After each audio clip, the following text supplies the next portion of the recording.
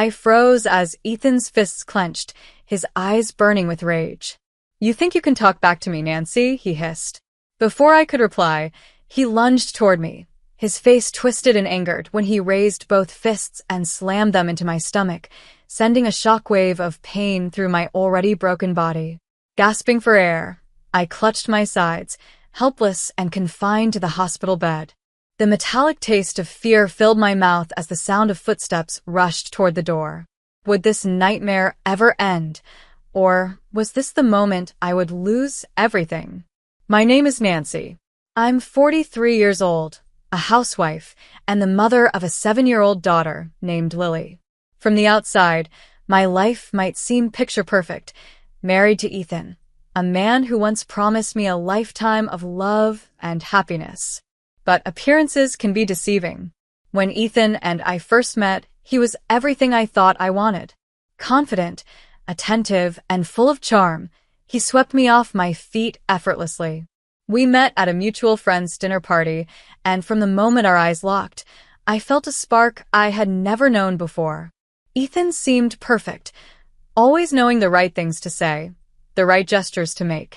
Within a year, I was wearing his ring and planning a future I believed would be beautiful. I left my steady job at an accounting firm to embrace the life Ethan envisioned, a traditional household where I would focus on family and support his career. At first, it felt like the right decision. Ethan showered me with affection, surprising me with flowers and planning romantic evenings. His promises of a bright future made every sacrifice feel worthwhile. But once the honeymoon phase ended, Ethan's demeanor changed. The man who once adored me became distant and cold. Compliments turned into criticisms, and his thoughtful gestures vanished altogether. Instead of asking how my day had gone, he started pointing out everything I hadn't done to his satisfaction.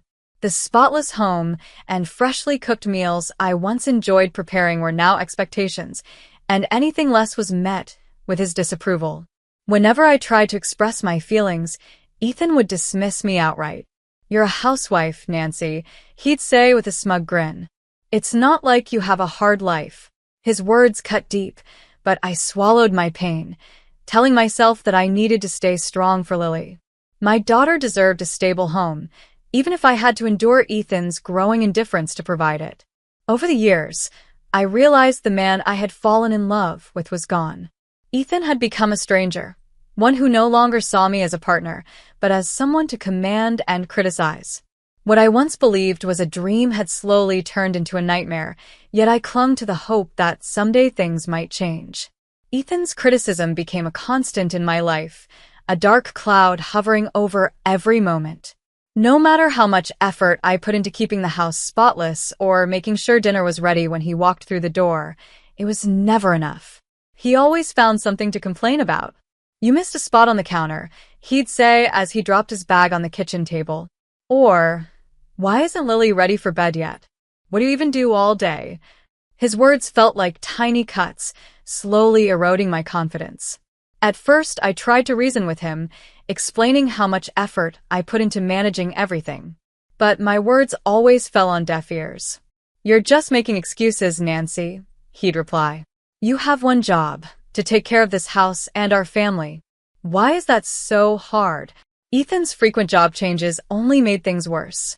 Each time he came home with news of being let go or quitting, he would blame everyone but himself. His bosses were unfair, his co-workers incompetent. And yet, somehow, he managed to twist these failures into reasons why I was the one letting him down. "You're supposed to make things easier for me," he'd say. "Instead, you're just another problem I have to deal with." I often felt like I was raising two children, Lily and Ethan. While I did everything to make Lily's childhood happy and safe, Ethan's unpredictable moods made it a constant challenge. He would criticize her, too, scolding her for minor things like leaving toys on the floor or talking too loudly. I found myself stepping in, trying to shield her from his harshness. "Don't take that tone with her," I'd say firmly, only for him to turn his anger on me. "Maybe if you taught her some discipline, I wouldn't have to," he'd snap back. As the years passed, I stopped trying to argue. It was exhausting, and I knew it would only escalate. Instead, I focused on Lily, pouring all my energy into giving her a sense of stability and love, even as my own spirit wore thin. Ethan, on the other hand, seemed to thrive on control. The man I had once admired had become someone I barely recognized, a man whose words and actions left me feeling small and invisible. And yet, I stayed. For Lily, I told myself. For the hope that one day things might get better. It was a typical Tuesday evening, and I had just finished grocery shopping. My mind was preoccupied with the long list of tasks waiting for me at home, preparing dinner, checking Lily's homework, and tidying up the kitchen. As I crossed the street with bags in hand, I never saw the car coming. The screech of tires and the blaring of the horn were the last things I heard before everything went black. When I woke up, I was in a hospital bed, my body aching and immobilized. Both of my legs were in casts, and every breath sent sharp pain through my ribs. A nurse stood beside me, explaining that I had been hit by a speeding car. My injuries were severe, and my recovery would take months. In those first few days, I felt utterly helpless. Tasks I had taken for granted, sitting up, eating, even reaching for a glass of water, were impossible without assistance. My parents, Eleanor and Richard, became my lifeline, visiting me daily and taking care of Lily while I was confined to the hospital. They brought me meals, reassured me that Lily was doing fine, and tried to lift my spirits with their constant support. But Ethan was nowhere to be seen. I had expected him to rush to my side the moment he heard about the accident. Instead, there was only silence. Days turned into weeks, and still he didn't come. Each time the door to my hospital room opened, I hoped it would be him, but it never was. When the third week arrived, Ethan finally made an appearance. As he walked into the room, his expression wasn't one of concern or guilt. It was annoyance. He stood at the foot of my bed, arms crossed, and delivered his first words since the accident. "Do you have any idea how much of a burden you've become?" His words hit me harder than the car that had left me broken in this bed. I stared at him, trying to process the cruelty of what he had just said. How could he blame me for this? How could someone I had given so much to treat me like this? "What do you mean?" Ethan's sharp, cutting words echoed in the sterile hospital room. "Do you have any idea how much of a burden you've become?" he repeated, his tone cold and dismissive. I struggled to sit up, my broken body protesting with every small movement, and looked at him in disbelief. "I didn't ask for this, Ethan," I said, my voice trembling. "I didn't choose to be hit by a car." He scoffed and moved closer, standing over me like a judge delivering a sentence. "You think that makes a difference? You're lying here doing nothing, and now I'm supposed to handle everything? I can't afford this, Nancy. You need to figure it out." Tears welled up in my eyes as his words cut through me. "Figure it out? I can't even walk, Ethan. What do you expect me to do?" Ethan's expression hardened. "Sell your jewelry," he snapped. "You've got more than enough to cover this mess. I'm not wasting another dime on you." I froze, the shock of his cruelty momentarily silencing me. "You're serious?" I whispered. "After everything I've done for you, this is how you treat me? You're my husband, Ethan. You're supposed to support me." "Support you," he barked, his voice rising. "You're useless now, Nancy. I have to carry this family on my back, and you can't even do your part anymore." The air in the room felt heavy, suffocating, as his anger boiled over. I couldn't stay silent any longer. "I've done nothing but support you, Ethan. I gave up my career for you, raised our daughter, and kept our home running while you bounced from one job to another. And now, when I need you most, you call me useless?" His face twisted in rage. "You think you can talk back to me?" he shouted, slamming his fists onto the edge of the bed.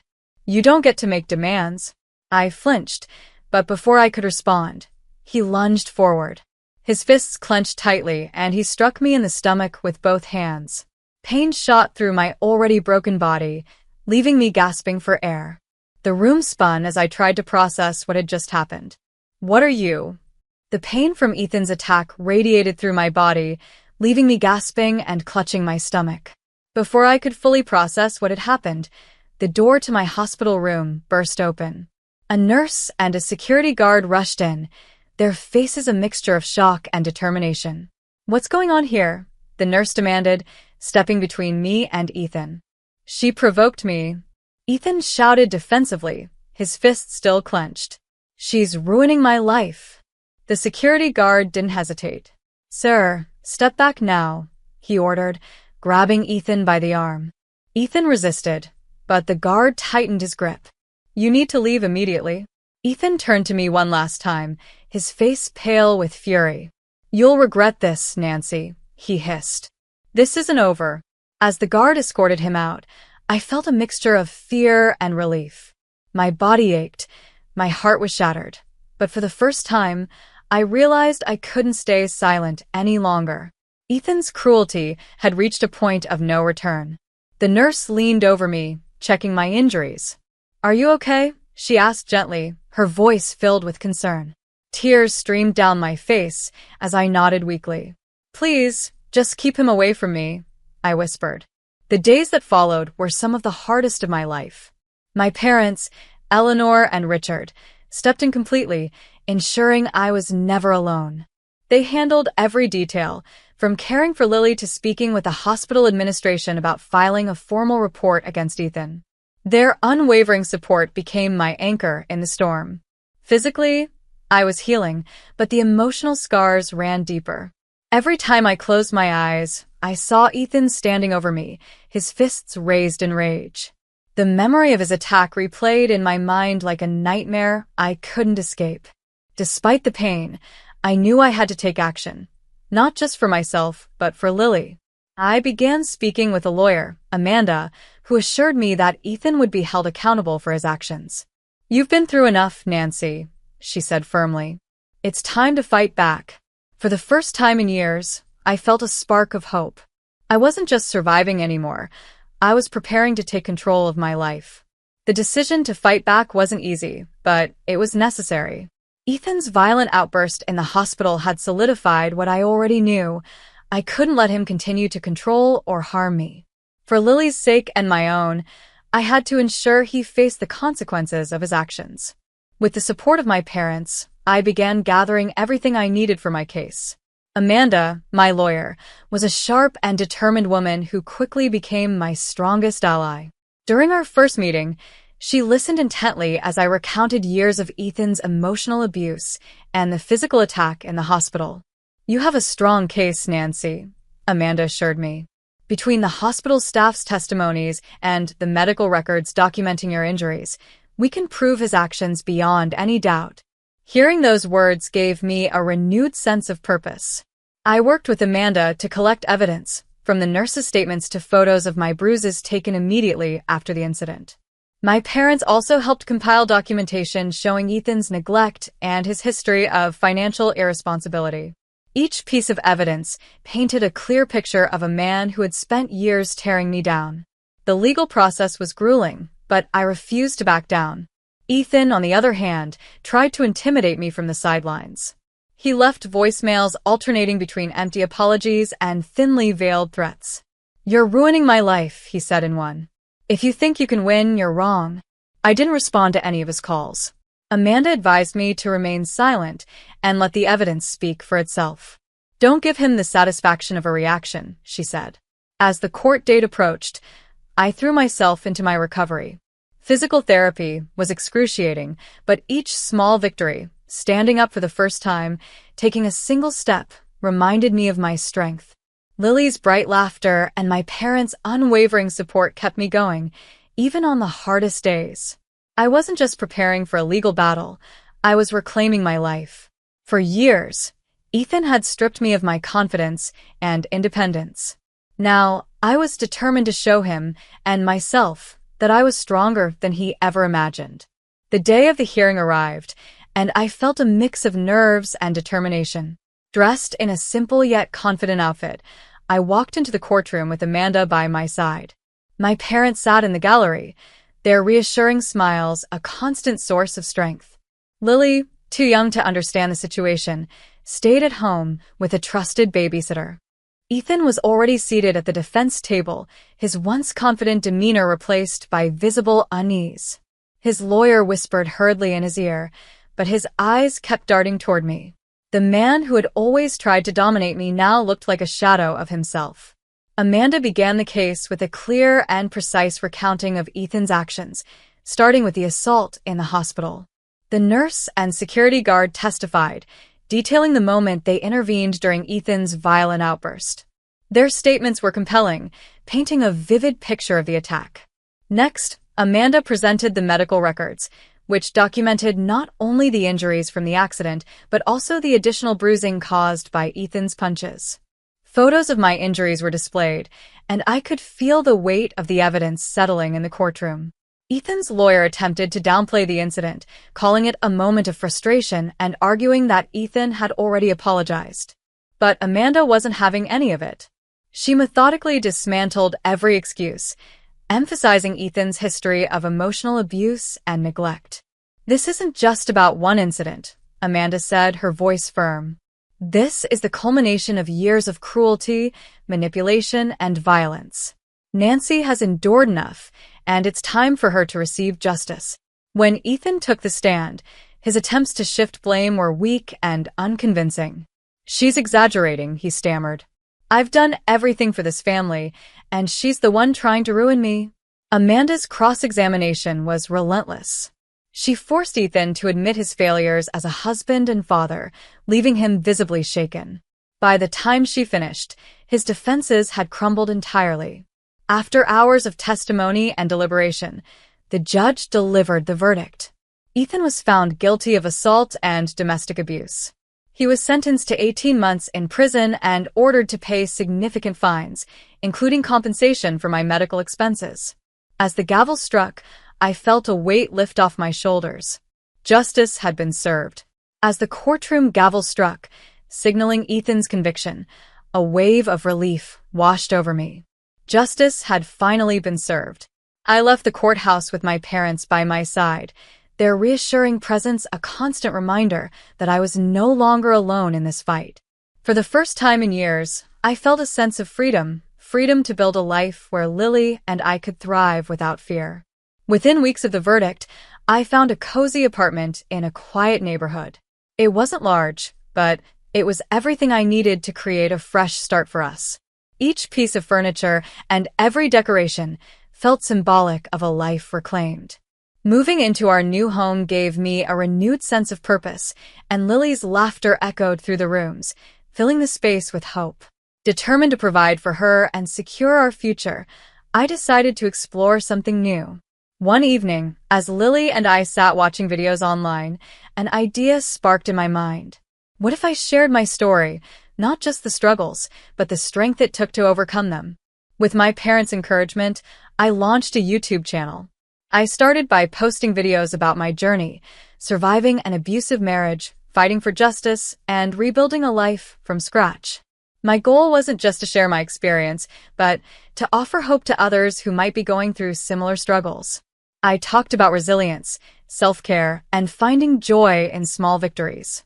To my surprise, people began connecting with my content almost immediately. Within a few months, my channel grew rapidly. Viewers left heartfelt comments, sharing their own stories and thanking me for inspiring them. Brands reached out for collaborations, and the income one started generating from my channel far exceeded my expectations. For the first time in years, I felt financially independent. The success of the channel allowed me to not only secure Lily's future, but also pursue dreams I had long buried. I began saving for her education and planning fun trips for us, creating memories I hoped she would cherish forever. Our small apartment became a haven of joy and laughter. Every night, as Lily and I cooked dinner together or sat on the couch watching her favorite shows, I felt immense gratitude for the life we had rebuilt. I was no longer the woman Ethan had tried to break. I was stronger, wiser, and happier. And with Lily by my side, I knew our future was bright. Thank you so much for watching and supporting my channel. If you enjoyed this story and found it inspiring, don't forget to like this video. Your support motivates me to share more stories like this. Comment below. I'd love to hear your thoughts and connect with you. Have you faced challenges like these? Or do you know someone who has? Let's start a conversation. Subscribe to my channel. Don't miss out on more empowering stories. life lessons, and tips to navigate tough times. Hit the bell icon to stay updated with every new video. Your support means the world to me. Together, we can build a community of strength, hope, and positivity. Thank you for being a part of this journey. See you in the next video.